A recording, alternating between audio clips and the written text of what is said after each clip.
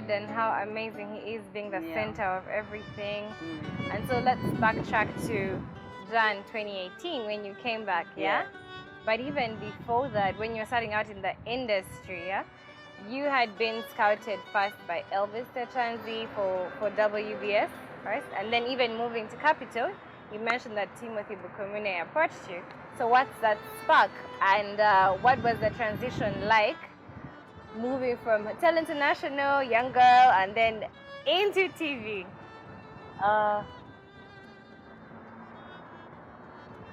Okay, so Elvis Techanzi, the circles were in the same circles, and opportunity presented itself at the right time. Yes. And for me, like I always say, they did the screen test. Once, take one, that's it. And we you're were gone. good. The rest is, like they say, the rest is history. But yeah, I don't sound that pompous. But yeah, I think it's just in me. Yeah. Yeah, you know, when you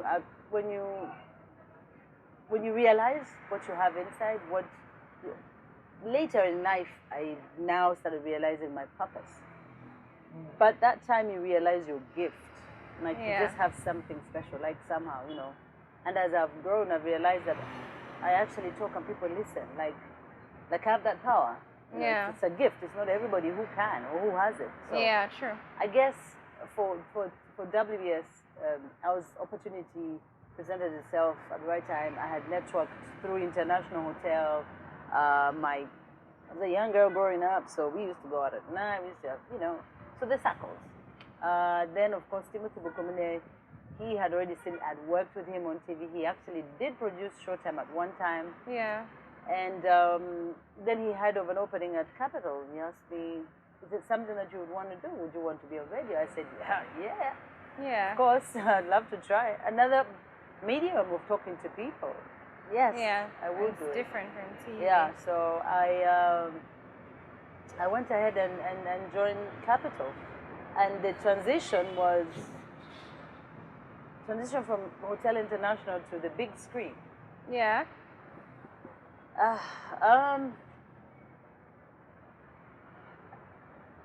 I'm a shy girl.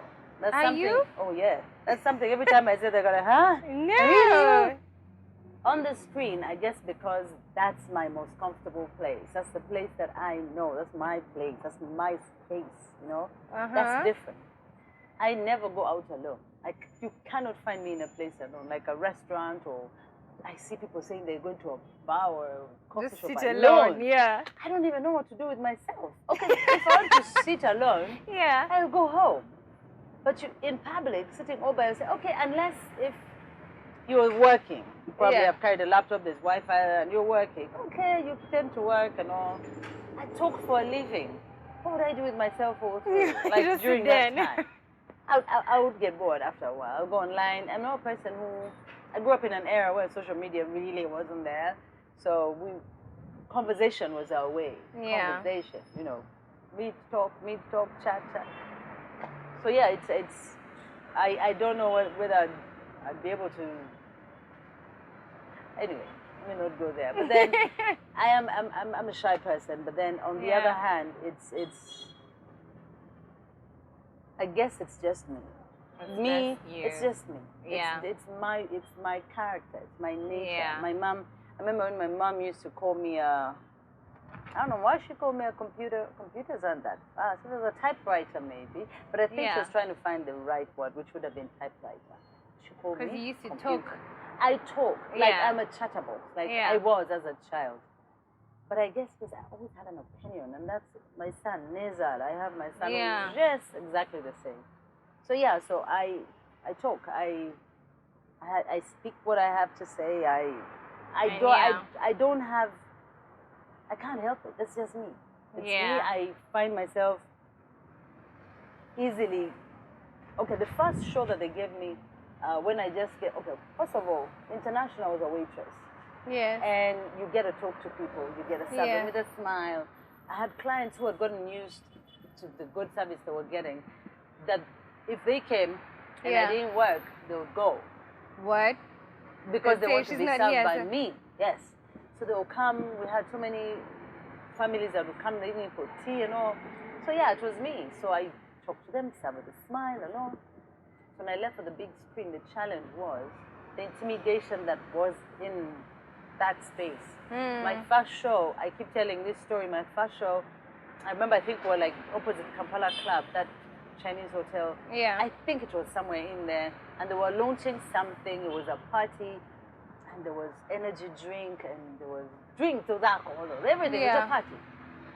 But there were high-profile people. Like you look at, there's an honorable MP, there's a minister there, there's an ambassador, there's Yeah. And yours truly has been brought to shoot her first show.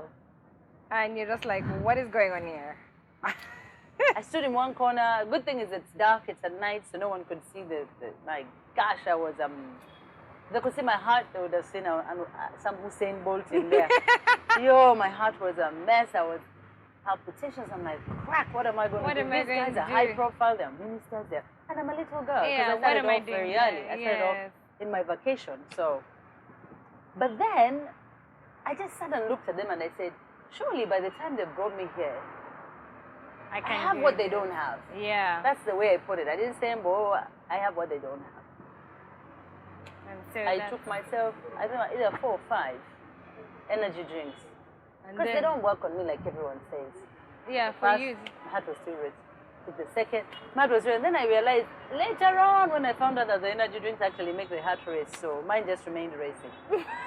You didn't know? But I just decided, look, this is my opportunity. I've got to take it. So I decided, and I went with it. And once I was done with the first interview, the rest was a sale. So it was, but I didn't expect the magnitude of what happened after that. You know, the growth, the publicity. Everything that comes with it. Yeah.